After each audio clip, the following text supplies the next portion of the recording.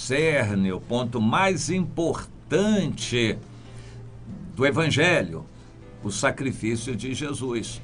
O apóstolo Paulo disse aos coríntios que ele, apesar de ter muito conhecimento em muitas áreas, tinha aberto mão de tudo para só falar de um assunto: Jesus Cristo e este crucificado. A cruz de Cristo, a morte de Jesus, o sangue derramado, tudo isso é muito importante e tem que ser na nossa vida. Quando se fala de um sangue derramado, isto deve inibir qualquer brincadeira, chocarrice ou distração de um crente que diz amar a Jesus, que deu a vida no seu lugar. Você deveria estar lá naquela cruz, irmão. Você deveria estar sofrendo as consequências do seu pecado. Mas você quer se apropriar do sangue de Jesus como direito seu para você ficar brincando, amando o mundo, se distraindo com as coisas do mundo. Não, isso seria uma afronta ao sacrifício de Jesus. Ou como diz a Bíblia em Hebreus, estaria pisando de novo Jesus no sacrifício dele. Este é um assunto que os crentes evitam falar na igreja. Claro que alguns gostam do Deus de Abraão, porque dava riqueza e prosperidade. Bem como Davi, há igrejas aos montes, em especial do escopo neopentecostal, que estão gostando muito do Antigo Testamento, porque na aliança do Antigo Testamento, Deus falava em riqueza, prosperidade, ser cabeça e não cauda. Existem muitas igrejas que pregam triunfalismo, prosperidade e bênção de acordo com a antiga aliança, a qual não estamos mais sujeitos. Nós não estamos no Antigo Testamento. O Antigo Testamento é sombra para nós, é o que diz a Bíblia muito claramente. Não é para seguir o Antigo Testamento. Aquilo tudo é simbólico. Tudo que foi registrado lá é sombra das coisas que viriam posteriormente no Novo Testamento. Nós estamos dentro do Novo Testamento. Então não há riqueza para crente no Novo Testamento aqui na terra, material, crente rico, de acordo com o Novo Testamento, não. Jesus foi pobre, todos os discípulos foram pobres, os apóstolos foram martirizados e não havia nenhum rico entre eles. O rico era José de Arimateia, que se converteu e abriu mão da riqueza dele. Lá nós não sabemos lá se outros que deram depois do Pentecoste aquilo tudo que tinham para a igreja, se eles eram ricos também, não importa o que eram. O fato é que ser cristão elimina a possibilidade de ser rico. É pecado querer ser rico. E isso o apóstolo Paulo deixou muito claro, 1 Timóteo 6, 9 e 10. É pecado o cristão querer ser rico. Então quem está atrás de riqueza já está negando o evangelho. Jesus se fez pobre por amor de nós, para que nós pudéssemos ser ricos espiritualmente. Ele deixou o exemplo para nós seguirmos, sermos imitadores de Jesus. O apóstolo Paulo considerou tudo como perda para não ter nada a não ser Jesus. E você vai querer usar os benefícios da cruz para se enriquecer? Mas é o que está acontecendo em muitos lugares. O sangue de Jesus tem poder, ou seja, nenhum mal vai me atingir, porque eu sou escolhido de Deus. Isso não é a mensagem do Novo Testamento e nem o propósito da cruz de Cristo. Alguém diz: enfermidade eu não aceito, o sangue de Jesus já foi derramado, eu não quero enfermidade, eu não aceito. Olha, Deus pode escolher uma pessoa para sofrer. O apóstolo Paulo até o final teve enfermidade que não foi curada. Timóteo teve enfermidade que não foi curado dela. E Eliseu, o profeta no Antigo Testamento, morreu de enfermidade. Pode ser que Deus escolha você, meu irmão, para a enfermidade. E você não vai dizer que não aceita. Deus é soberano. Ele não se compromete a dar satisfação a você nem de fazer a sua vontade. Se você quer ser cristão, vai fazer a vontade dele. Vai render a sua vontade à vontade dele. Todas as coisas vão contribuir para o bem dos que amam a Deus inclusive ser assaltado, a pobreza, a doença, pode ser para o seu bem. A maioria dos servos de Deus que deixaram a marca na história foram doentes. Gunnar Wingren era muito doentio, Hudson Taylor e uma série de outros servos de Deus que deixaram o seu nome na história foram doentes aqui na terra. Não querer você ser mais esperto do que eles e querer ser rico e com saúde aqui na terra para o seu bem-estar. Não. O melhor é fazer a vontade de Deus e correr a carreira proposta por Ele e não querer estabelecer a sua vontade como soberana e ficar forçando Deus a atender os seus pedidos. Tem um monte de igrejas que estão fazendo isso. Não sofra. Use Deus para você se enriquecer. Use Deus para você ter saúde, porque você tem direito lá pela morte de Jesus. Eu quero ler aqui em Marcos, no capítulo 14, como é descrito um pouquinho do sacrifício de Jesus. Então lhes disse Jesus: todos vós vos escandalizareis, porque está escrito: ferirei o pastor e as ovelhas ficarão dispersas. Mas depois da minha ressurreição, irei adiante de vós para a Galileia. Disse-lhe Pedro: ainda que todos se escandalizem, eu jamais, Senhor.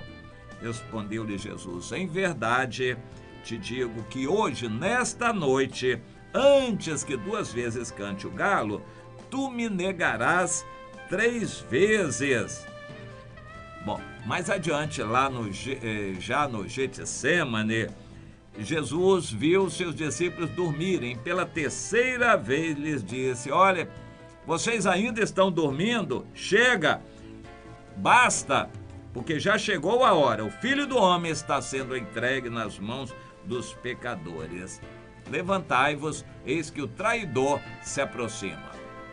Bom, todos nós, de certa forma, conhecemos e temos na mente o sacrifício de Jesus, mas é um assunto que quase nenhum crente gosta de ficar lembrando. O filme A Paixão de Cristo, de Mel Gibson, filme espetacular quanto à fidelidade, ele traz aquilo que realmente aconteceu com o sacrifício de Jesus, a paixão de Cristo. A maioria dos crentes que eu conheço já viu o filme uma vez e nunca mais quer ver de novo. Mas a Bíblia diz que nós temos que lembrar disso periodicamente, toda vez que tomamos a ceia do Senhor. Tomar a ceia é ver aquele filme cada vez que toma a ceia. A ceia é para você lembrar das agruras, dos sofrimentos, da morte de Jesus por você.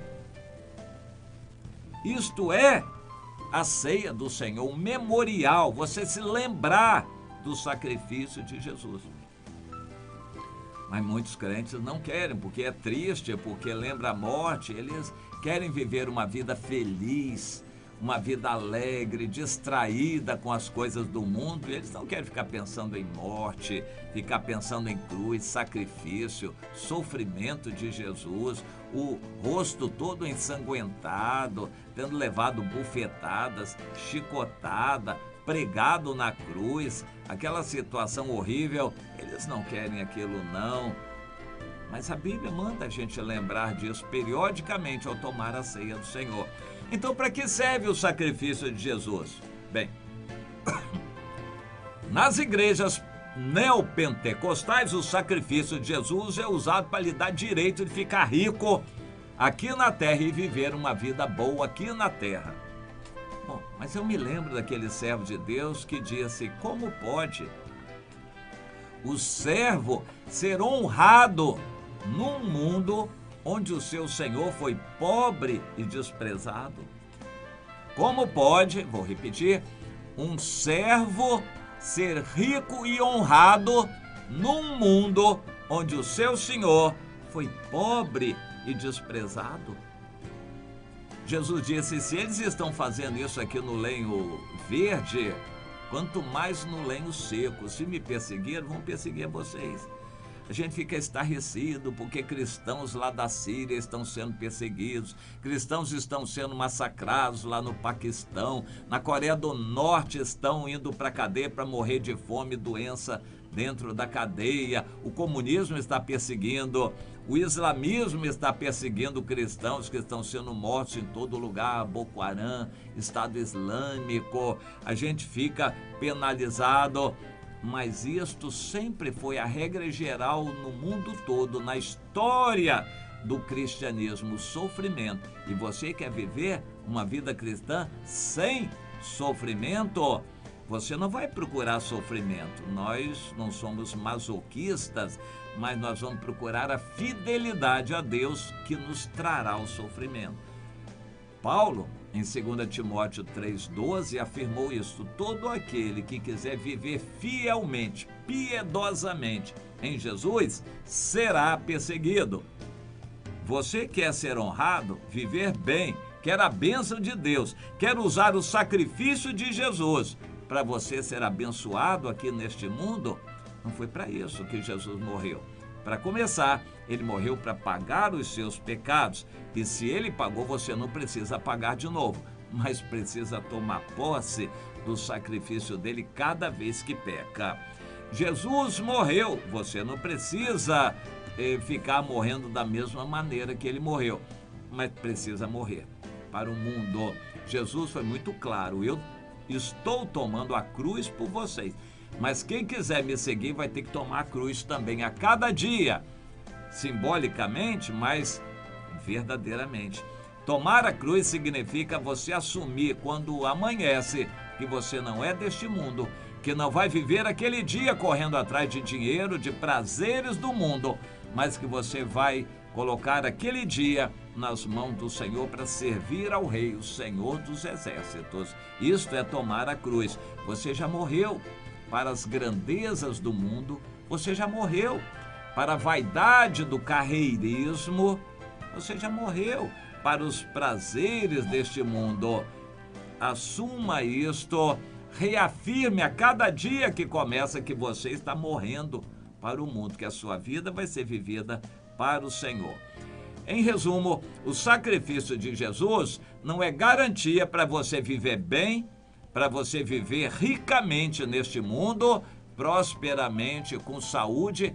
A morte de Jesus não foi para o seu benefício aqui na terra, foi para a sua justificação e salvação eterna. Mas aqui na terra, você vai ficar bem quando se identificar com Jesus, o que começa no batismo, e muitos estão se batizando por brincadeira, de qualquer jeito, sem entender. Ao assumir que você está mergulhando, é para morrer para a velha vida, para tudo que é do mundo na sua vida, e vai ressuscitar dali para uma nova vida. O sacrifício de Jesus, que foi muito doloroso, traído, abandonado até pelo Pai, tudo isso foi necessário, mas você vai se identificar com a cruz de Cristo. O apóstolo Paulo disse, parece que ele estava vivendo em nosso tempo: alguns há entre vós, e eu digo até chorando, que são inimigos da cruz de Cristo. Você é inimiga, minha irmã, da cruz? Você, meu irmão, é inimigo da cruz? O que é ser inimigo da cruz? É você gostar do mundo. Se é para a gente usar a cruz para crucificar o mundo na nossa vida, quando você está gostando do mundo, sonhando com o mundo, investindo no mundo, colocando o seu coração no mundo, você está sendo inimigo de Jesus, inimigo da cruz. Inimigo de Jesus, segundo Tiago 4,4. Inimigo da cruz, segundo o que o apóstolo Paulo nos diz em 2 Coríntios. Então pense nisto. Este é um assunto para você pensar e aplicar na sua vida. Jesus morreu, não foi para você ficar rico nem viver uma vida boa. Aqui não é lugar de descanso, é para você se identificar com a cruz de Cristo a cada dia, e que Deus ajude você nisso, meu irmão, minha irmã.